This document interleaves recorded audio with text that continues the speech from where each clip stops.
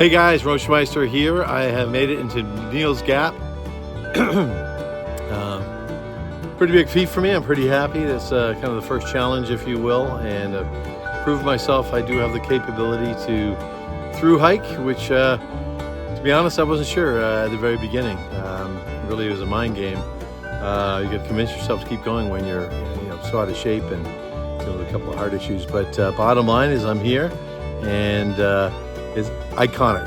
Every time I think of the App Trail, this is really what I think of is Neil's Gap and how people are striving just to make it here to prove that they're worthy. So I spent a night at the iconic Neil's Gap, and with me were two other thru hikers. There was 2020, wonderful young guy who is on a quest to complete his App Trail in 4 to 5 months, so he was really moving pretty quickly. And I also stayed with Cheeseblock. Cheeseblock's a younger guy, and he was showing me what was in his pack. And one of the things in his pack is a brick, and he ended up getting the brick stuffed in his pack unaware. And his job is to carry it all the way up to Mount Katahdin. Kind of indicated to me that he'll drop this brick off somewhere down the road, and someone else can take the task and continue the journey to Mount Katahdin. Three of us spent the evening together, played some games, chess, etc. But in parallel, we went through the myriad of really nostalgic books, including yearbooks showing kind of the history of individuals who stopped off at Neil's Gap and also made their way north. It was a fantastic, as I mentioned, just a lot of nostalgia. And all three of us had a great time.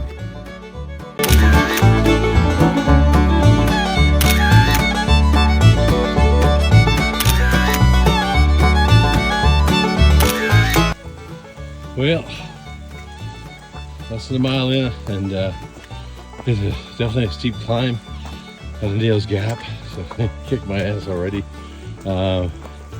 Just that insult to injury. The rain gods decided to appear, so it should be an interesting day. Oh man, killing me. So climbing up from Neil's Gap, and it's more or less a straight up descent. It's definitely challenging. Good news is I walked through a rainstorm and now I'm above the clouds. I'm not sure if we can see them or not, but clouds are below us now. Stream ahead about 0.3 miles. I got plenty of water, so ignore that. But I'm winded. I think I'm walking maybe 10-15 steps and then taking a minute break. So yeah, this ascent's being challenging already, but I'm treating it like I would any project. Just break it down into little work. Break down structures, look at the short-term task, complete it, and go move on to the next one. And that's what we'll do to get to the top of this place. Hey y'all, Roachmeister here. Just walked down, I don't know, probably 200 yards, a couple hundred meters down a hill. I left my pack at the top. I think it was a wise choice given how steep the hill was.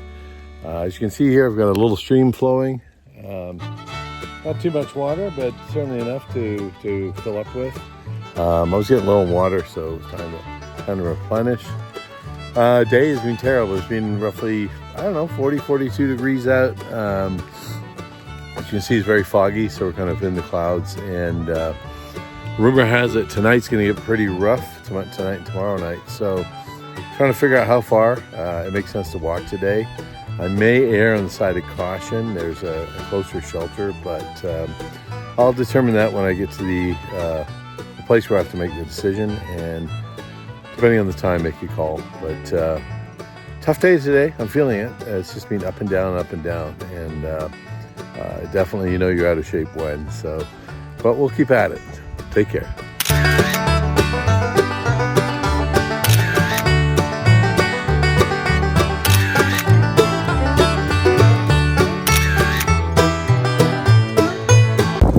I will not think of the Blair Witch Project. I will not think of the Blair Witch Project. I will not think of the Blair Witch Project. I will not think of the Blair Witch Project.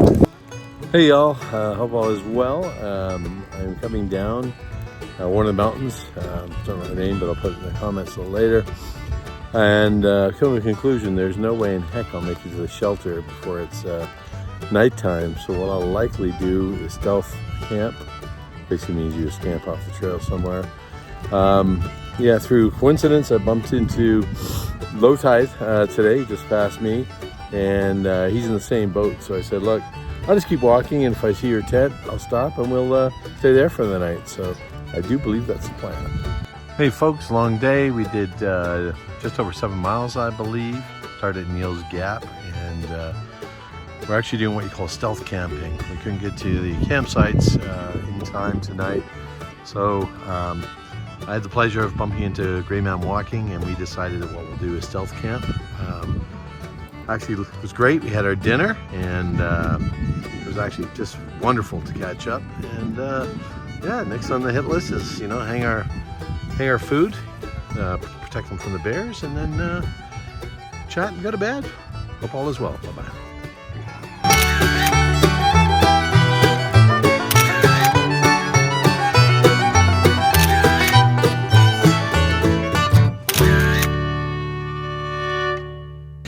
Good morning, Appalachian Trail enthusiasts. You got the Roachmeister here.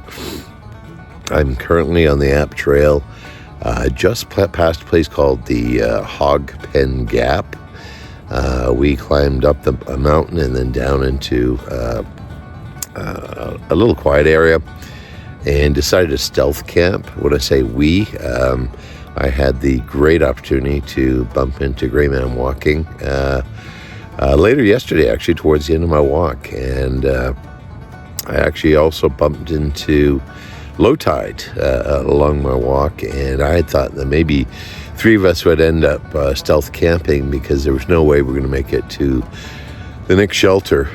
My guess is the next shelter is full anyways. I saw quite a few people heading out there yesterday, and that is called Low Gap Shelter. We found a nice clearing and got in around 5:30 p.m. yesterday and set up our tent. Grey Mountain Walking has a hammock.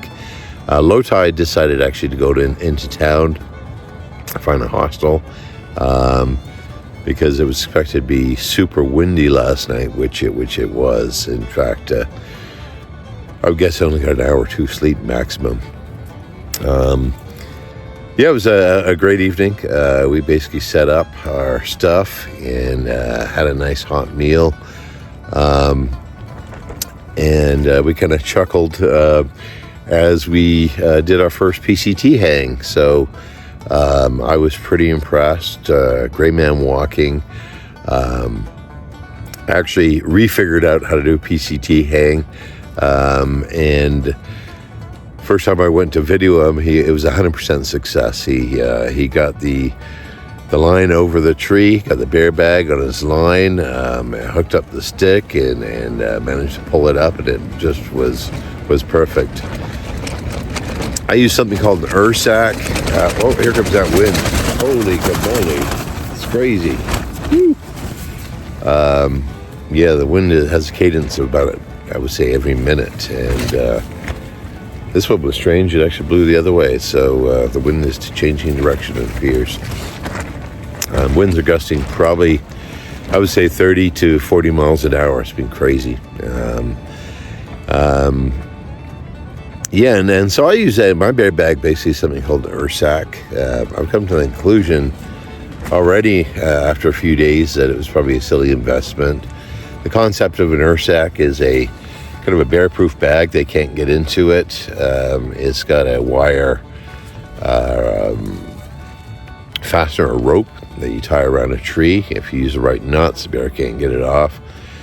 What they fail to tell you is the bear can actually crush all the contents inside your bag. So added odor-proof bags inside to try to prevent the bears from actually smelling the bag. But you know, I think in the future I'll just use a bear bag and hang it like everyone else.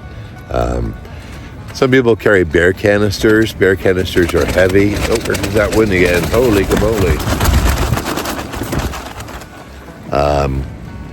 Problem with bear canisters, they have weight, but they're probably the best of the three in terms of securing your food.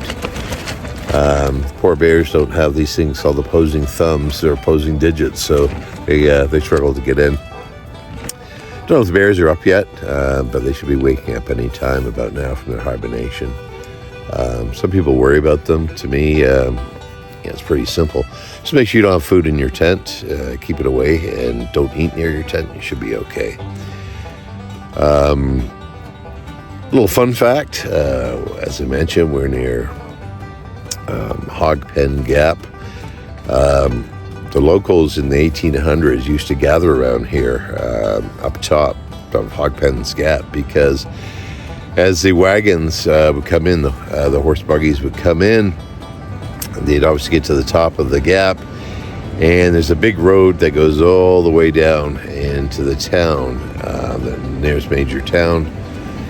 And what they would do is line up so they could watch the buggies or the laden carriages go down the hill. And of course, it was so steep that often they would lose control. Some wise local decided to set up a logging business, and what he would do is he would bring the logs to the top of the gap here and tie them to the buggies, and that ballast, of course, would slow down the buggy going down the hill, resulting in success. And the entrepreneur obviously wins because he gets his logs down the hill, ready for market, and those who are in the buggy win because they don't end up in a wreck. So, fun fact.